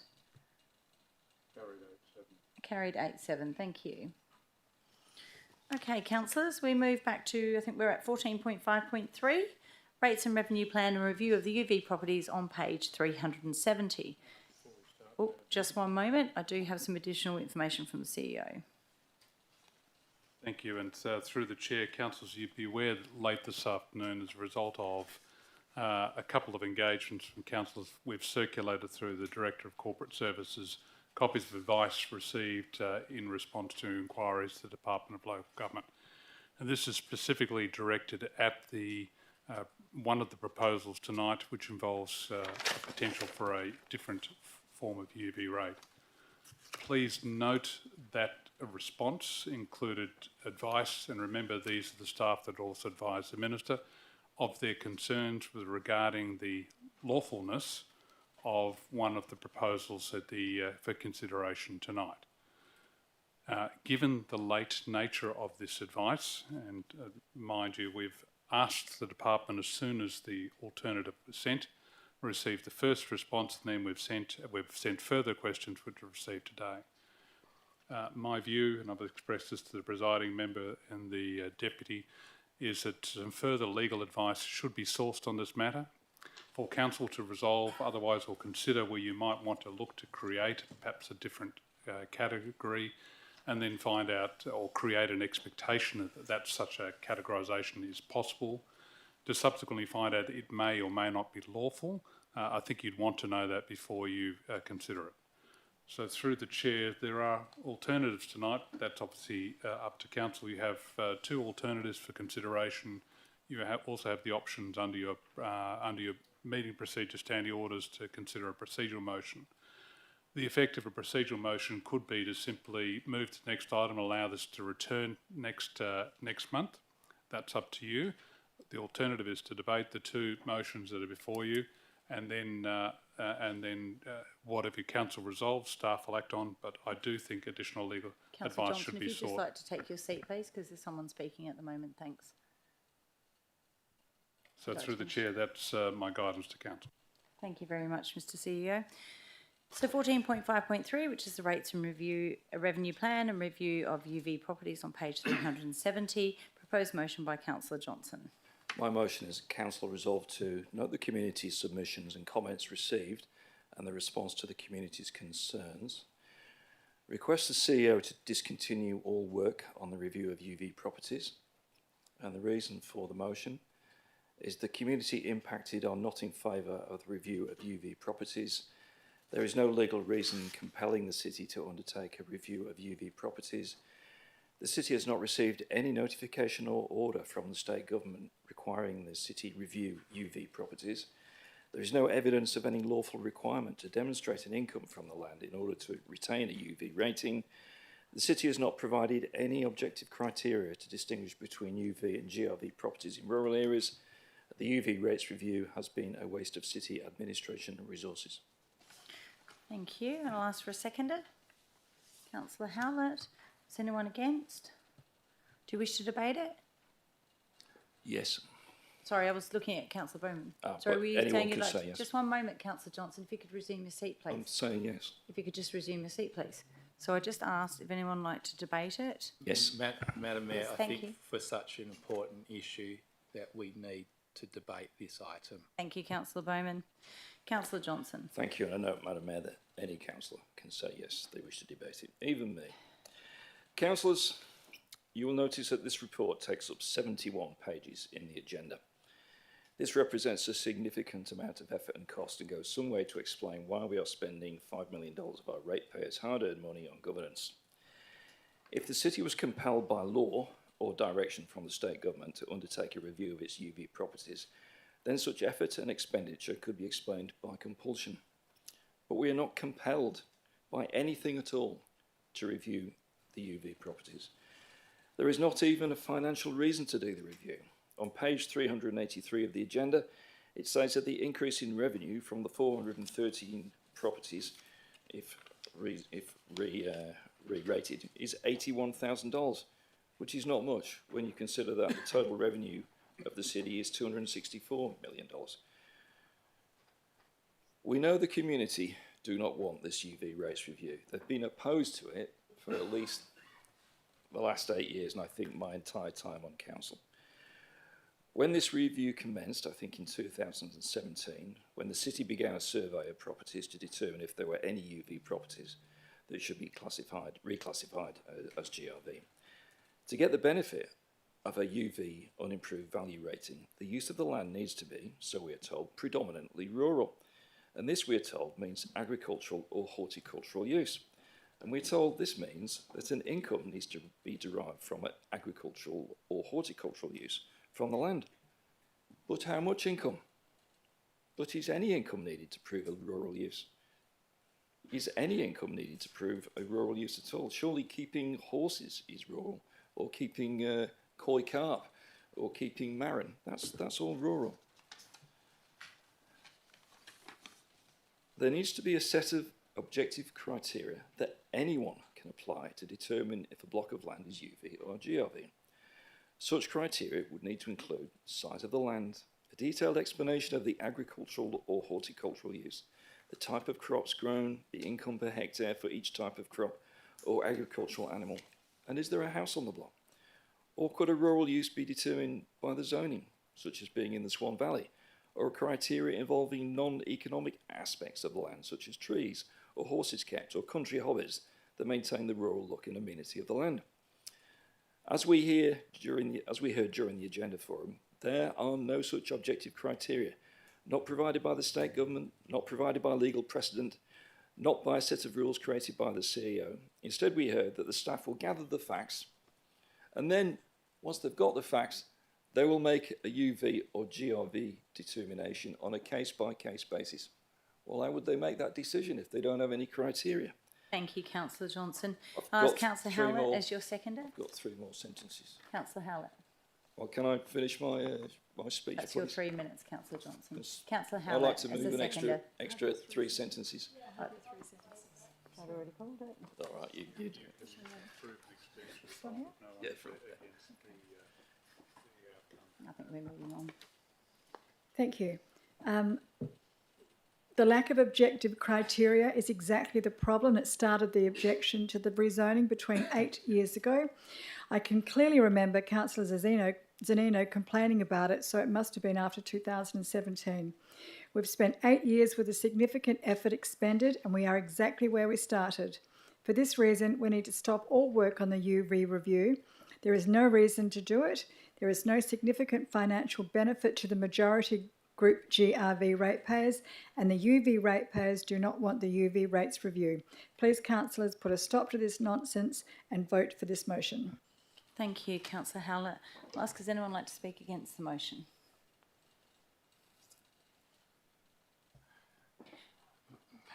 Madam Mayor, just quickly, because I'll be speaking for the next one. There's a requirement for equity and fairness, and by this motion here, the equity and fairness has not been addressed.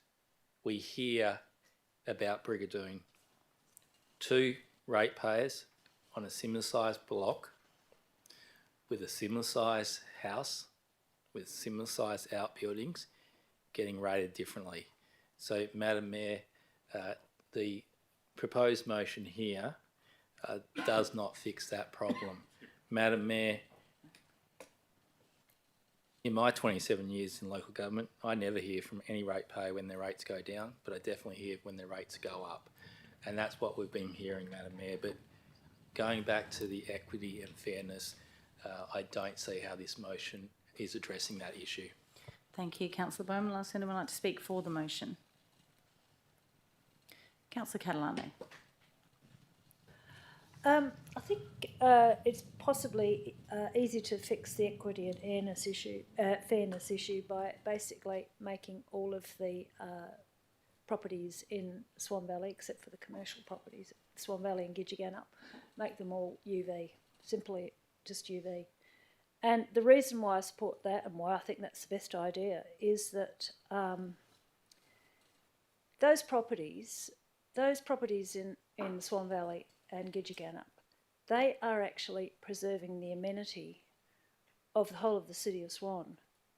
They're providing to the 150, or what will be the 150,000 residents surrounding Swan Valley and Gidgegannup, treed landscapes, green areas, fresh air, recreation, agriculture, and a place where biodiversity and the flora and fauna can be protected. And this is, as I've been going on all night, this is reflected in the City of Swan Strategic Community Plan. And that's what the community want and need to keep the City of Swan sustainable and habitable. These 150,000 people surrounding Swan Valley and Gidgegannup will benefit economically, and their well-being will benefit from the retention of trees and biodiversity and conservation in that area by virtue of the fact that that's what people will be doing there in their residential, in their rural residential and in their rural pursuits. Therefore, all of us surrounding, because we're benefiting from what those people, what those property owners provide to us in that amenity, they should be compensated with the UV rate right across the board. We are paying for the amenity that they are providing us and that they will continue to provide us and our children into the future. If we do not protect, and if we suddenly get different levels of ratings, and if we end up with lots of GRV ratings, those property owners are going to say to themselves, why can't we subdivide? Why can't we urbanise? Why can't our area be part of the urban? Why can't we have urbanisation? And that drive will pressure urban development in the Swan Valley and Gidgegannup, and therefore our amenity will be lost. It'll be affected by that. So we've heard already that there's no mandatory requirement for this review to be undertaken. My suggestion is, and in fact, I go a little bit further. I suggest that we should actually just have open UV rating for everybody that lives in the city, in the Swan Valley and Gidgegannup area, because by virtue of them providing us with treed, Thank you, Councillor green Catalano. spaces. And that was your 3 minutes. Question, Madam Mayor. Question? Madam Mayor, Councillor Catalano talked about just giving Gidgegannup and the Swan Valley, all properties in those a UV. Can the CEO please advise if it's legal to have a UV based on location? Thank you, Mr CEO. Thank you, and through the chair, if Mr Travassos wants to add further detail, but simply the answer is no. It has to be on the predominant use of the land, and location is not one of those criteria, predominant use.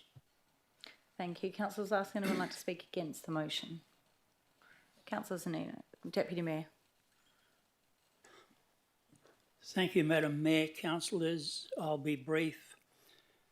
As far as I'm concerned, this motion does absolutely nothing to resolve the inequities that currently exist.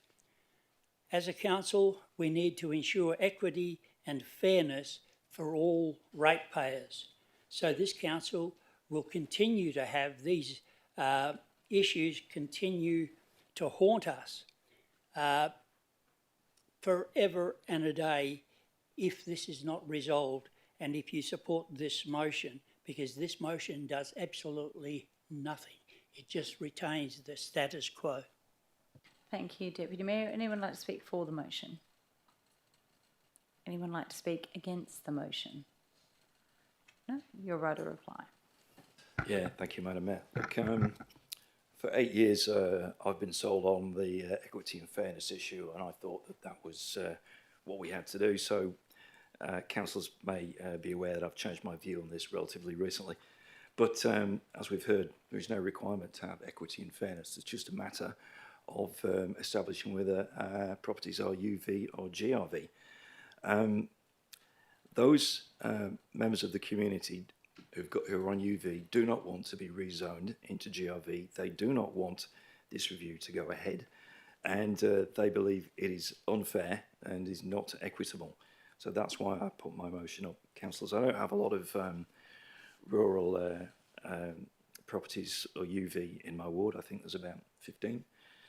But nevertheless, I think it's important for council to be able to consider the option of simply stopping this activity, because it's a waste of money and it's not what the community want. What Councillor Zanino has said, it does nothing to provide equity and fairness. It retains the status quo. But the community out there who are currently on UV, and I was at that meeting in the Swan Valley Council, they want to retain the status quo. They do not want their properties to be rezoned from UV to GRV. So by voting for this motion, we meet the expectations of the community permanently, and we put a stop to the money wasting that's going on and writing 71-page reports.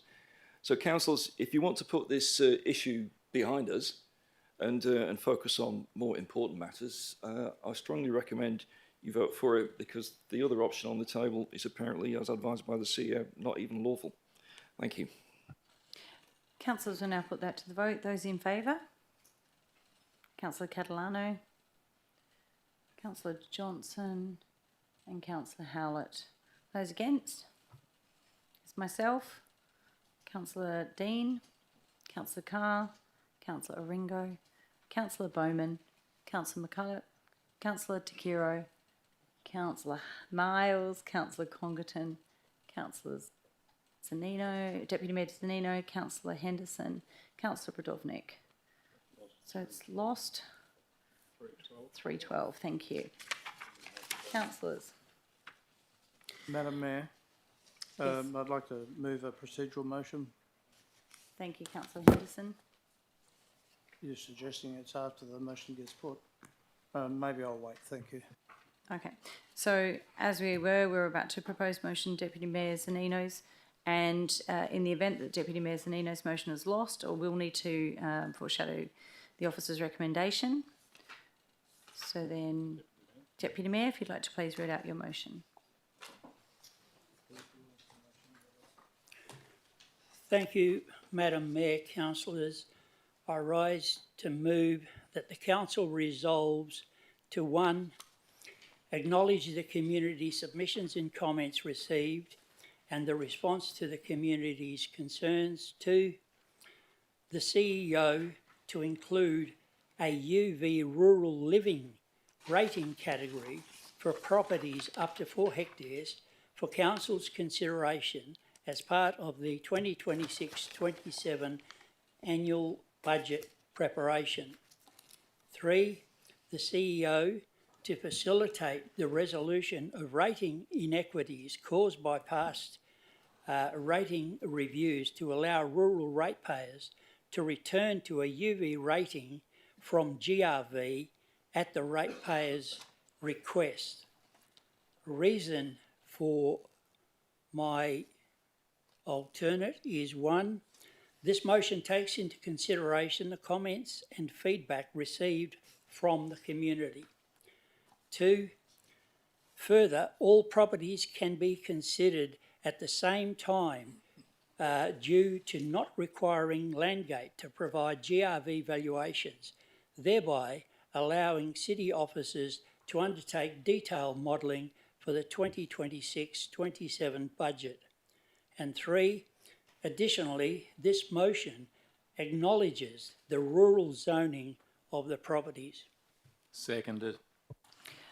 Thank you, Councillor Bowman, for seconding that. Is anyone against? Do you wish to debate it?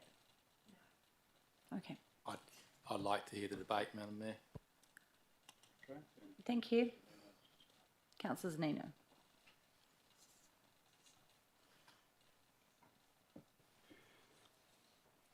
Thank you, Madam Mayor, councillors. Councillors, our UV rating system needs a solution, as currently it has created angst within the rural community. We have neighbouring properties of similar size and land use rated by either the GRV or UV method and subject to significant different annual rate charges, and this is demonstrated in the report on page 393. To resolve this problem, we need consistency and fairness while considering size, zoning and land use. This motion reflects the importance of comments and feedback received from extensive community consultation that was undertaken with landowners want this council to support rural residents and rural activities as a predominant use as distinct from the urban residential use. The aim here is to ensure fairness, resolve inequities resulting from previous rate reviews, as many ratepayers felt misled into switching to GRV. This proposed UV rate rural living category means the ratepayer can choose this option instead of the GRV. Further, I understand there is still the opportunity for ratepayers to complete a land use declaration form to move onto GRV rather than the proposed new UV rural living category. Councillors, this is not a new approach. There are other local authorities that have different UV categories. This proposal aims to allow landowners to retain a UV rate as part of the proposed UV rural living category up to 4 hectares, while retaining a rate for properties, a UV rate for properties over 4 hectares. I'd like to clarify the reason for picking 4 hectares. 4 hectares was not identified by me. This was identified by the Department of Agriculture as a minimum size that would be viable for an agricultural purpose on the property, and a landowner could actually earn a living from that size property. Anything under 4 hectares is deemed to be not viable for supporting. Thank you, Deputy Mayor Zanino, and that was your 3 minutes. Thank you for 1 minute. Yep. Anyone Thank you. against? Thank you. By supporting this motion, also allows staff to undertake in-depth modelling for the 26-27 budget, which I believe can be undertaken at all at once, because Landgate will not need to provide the GRV valuations. Councillors, there is no magic solution, and some ratepayers may not agree, obviously. Council has a responsibility to ensure fairness in our rating strategies, and I believe this option promotes equity and consistency. The goal is to recognise rural residents and the valuable and significant contribution they make to our unique region, benefiting our wider community. Council, staff and community must work together to achieve a workable and fair solution, and in my opinion, this is a good start. Ratepayers Thank you, and Deputy Mayor. Council will have That the was your- opportunity to consider the implications Excuse me, just of one this moment, proposal. Deputy. Just 1 moment, Deputy Mayor. My sincere apologies. Councillor Johnson, please don't interrupt again like that. Okay, I will call, because he is at the end of his 1 minute extension, and then I will call for another extension. Please don't argue tonight. Thank you very much, Deputy Mayor. I'll ask, is there an extension of 1 minute? There's only 2 more lines. Thank you very much. I beg your pardon. And ratepayers, Council will have the opportunity to consider the implications of this proposal once the modelling is complete and returned to this Council for review. So what I'm saying is, all I'm asking is for the staff to go and do the modelling. Once that is done, it will come back, and then this Council will make a decision whether they accept or reject. So thank you for listening, and I urge councillors to support this motion. Thank you. Thank you, Deputy Mayor. Now I'll ask, is there any, Councillor Bowman? Thank you, Madam Mayor. Madam Mayor, I'm quickly looking through the advice that we got at 4:15 p.m. today.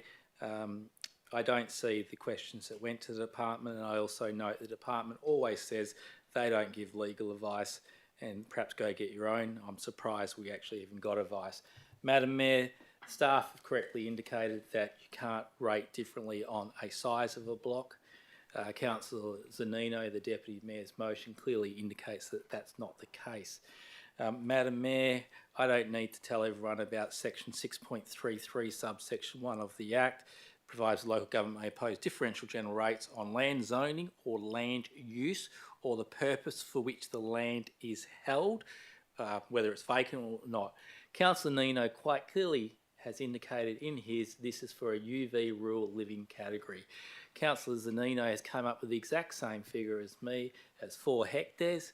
That's just under the old 10 acres, because as he correctly indicated, Department of Ag said you need a minimum of 10 acres to make a living. Councillor Zanino will probably be able to tell me every size of every grape grower's property in the Swan Valley that only does grapes, and I think probably is 10 acres is probably the lower amount. Some may have the 1 acre, but that's probably for their own consumption. Madam Mayor, this has been done in other local governments. Madam Mayor, I have got some experience with that. Madam Mayor, those local governments have got themselves in trouble before, and there is some history there. Was when they didn't define the use. So, Madam Mayor, as I said before, you can't just say for properties in Bullsbrook or properties in Gidgegannup, you get this rate. But, Madam Mayor, there's a number of ways that we can actually look at this, that what the intent of Councillor Zanino's motion is. I'm pretty sure staff can go away and tell us how we can do it. We may not have exactly right in that wording, but the intent is there. Madam Mayor, this allows the equity and fairness issue to be addressed. Madam Mayor, I know of properties in other local governments that have something similar. One is for a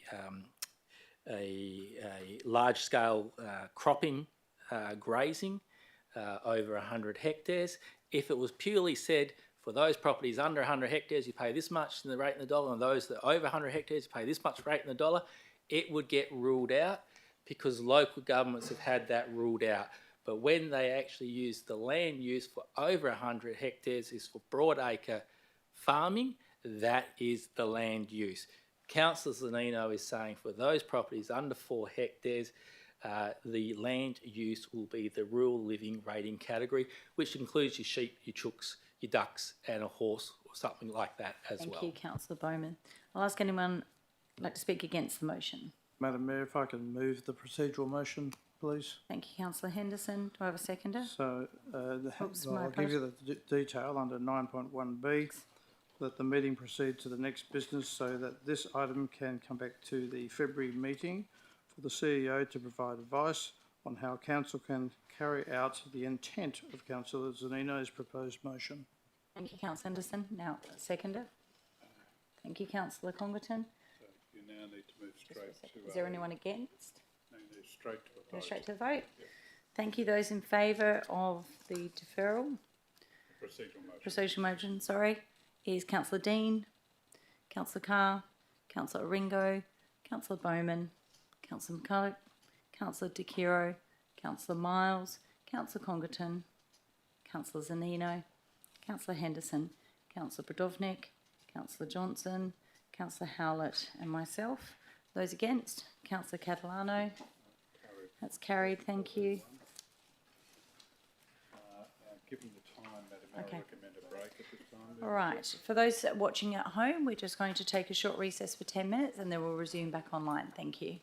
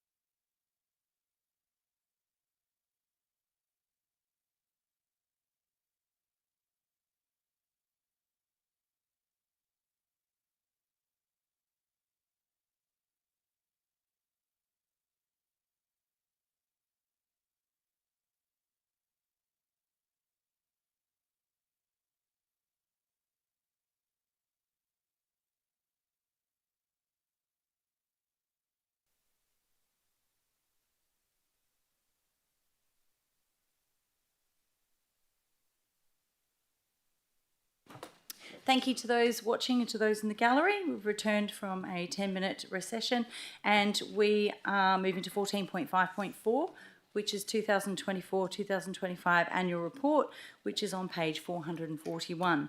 This item is withdrawn for an absolute majority. Thank you very much, Councillor Congerton. And do I have a seconder? Thank you, Councillor Johnson. Is there anyone against? That's carried. Thank you very much. Now, we move to item 16, which is confidential reports. For those watching online, we will now be going offline to debate the confidential items. And I'll need a council member to move a motion to go behind closed doors. Thank you, Councillor Bowman. And a seconder. Thank you, Deputy Mayor Zanino. Is there anyone against? So we will return shortly. Thank you.